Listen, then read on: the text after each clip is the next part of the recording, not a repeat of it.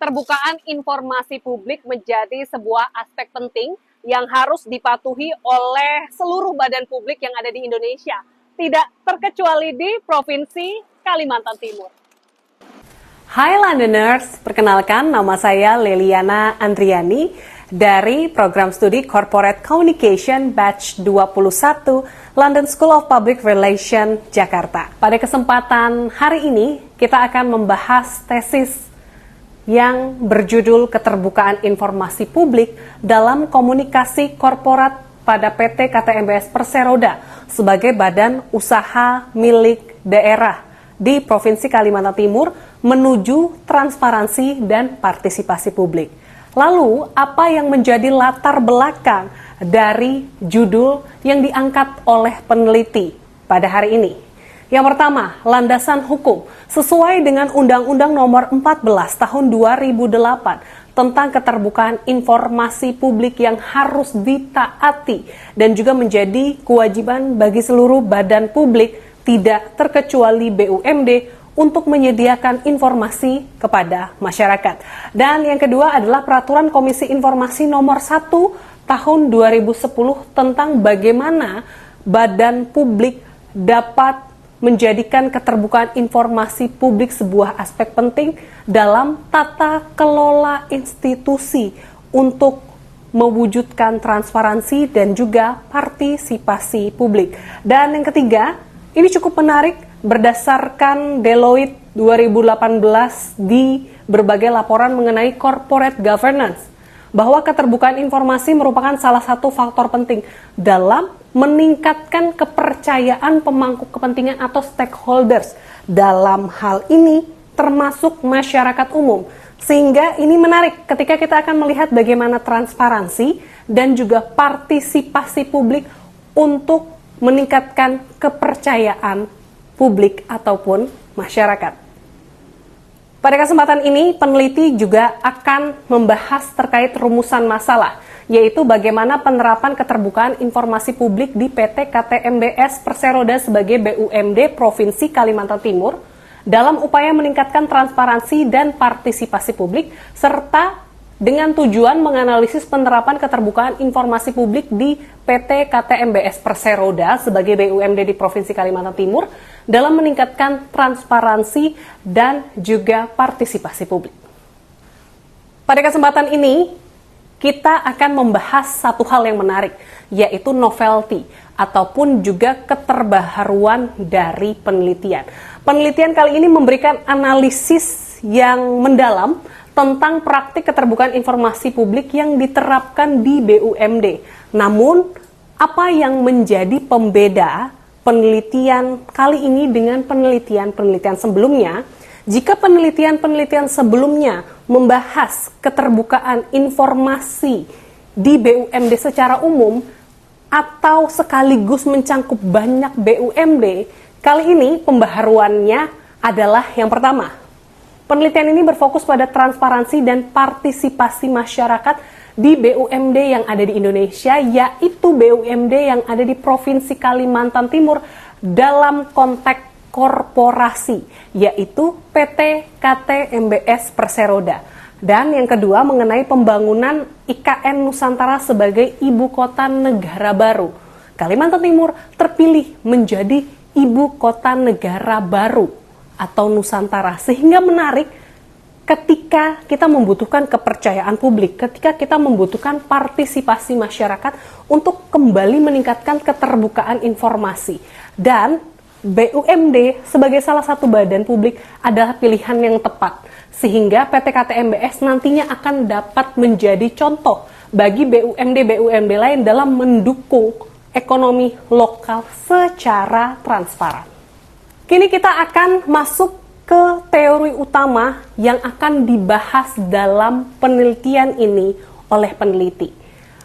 Kita akan masuk ke teori two-way symmetrical communication sebagai grand theory yang ditemukan oleh James E. Grunig pada tahun 1984. Dan kita bisa melihat bagian dari model two-way symmetrical, ada source atau organization, ada receiver atau public. Yang mana source di sini adalah BUMD Kaltim, yaitu PT KTMBS Perseroda, dan receiver dalam hal ini adalah masyarakat Kalimantan Timur. Dan kita lihat dari source dan juga receiver ada dua anak panah, yang mana ini merupakan two-way communication.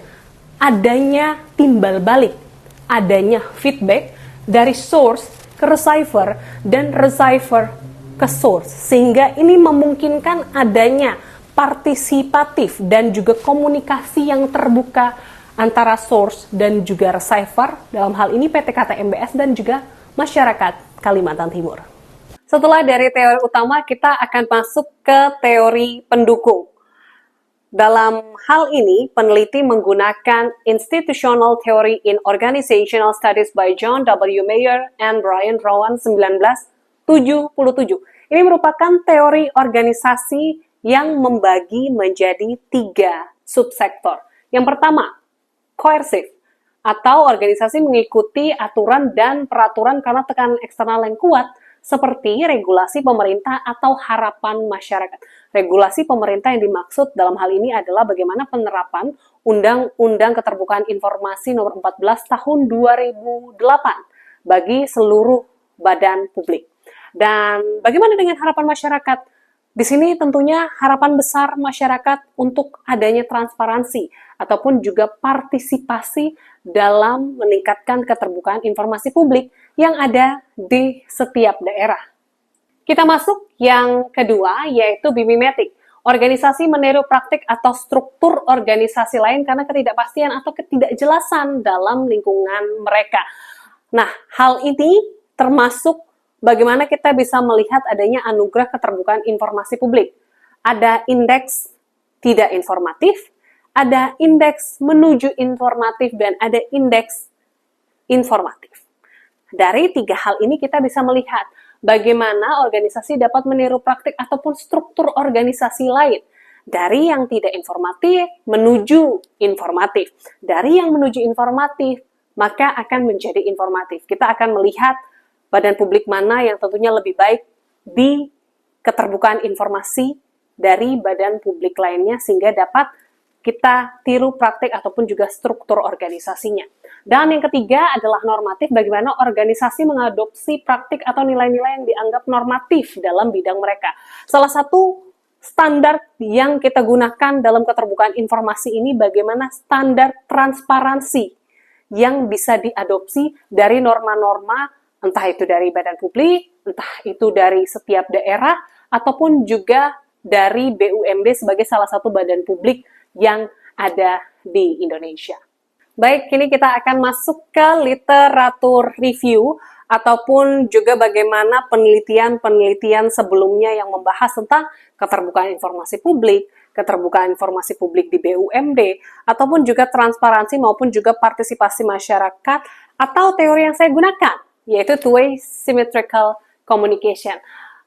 Di literatur pertama, di nomor 1 di tahun 2008, adanya implementasi Undang-Undang Nomor 14 Tahun 2008 tentang keterbukaan informasi publik oleh pejabat pengelola informasi dan dokumentasi Kementerian Kominfo Republik Indonesia, yang mengambil metodologi kualitatif dengan pendekatan studi kasus, dan di sini penelitian mengambil acuan untuk mengetahui faktor-faktor apa yang mempengaruhi implementasi nomor 14 tahun 2008 terkait keterbukaan informasi publik. Dan ini tentunya terus-menerus berkembang karena dari literatur review di beberapa tahun ke belakang, mungkin sekitar 15 tahun ke belakang, kita akan masuk ke literatur review 2 tahun ke belakang. Di sini saya akan mengambil literatur review dari tahun 2023 dan tahun 2024. Bisa dilihat ada 2 literatur dari tahun 2023 dan 3 literatur dari tahun 2024 yang rata-rata menggunakan metodologi kualitatif dan juga menggunakan teori two-way symmetrical seperti yang peneliti gunakan, dan membahas terkait bagaimana implementasi, artinya kelanjutan terkait dengan keterbukaan informasi publik yang ada di badan publik di Indonesia di berbagai daerah yang ada di Indonesia. Demikian literatur review yang menjadi pembahasan tentunya sebagai tolak ukur dari penelitian yang saya lakukan terkait dengan keterbukaan informasi publik di PT KTMBS Perseroda sebagai BUMD Provinsi Kalimantan Timur menuju transparansi dan juga partisipasi publik. Terima kasih atas kebersamaan di kesempatan hari ini. Saya Leliana Andriani, pamit undur diri. Sampai jumpa.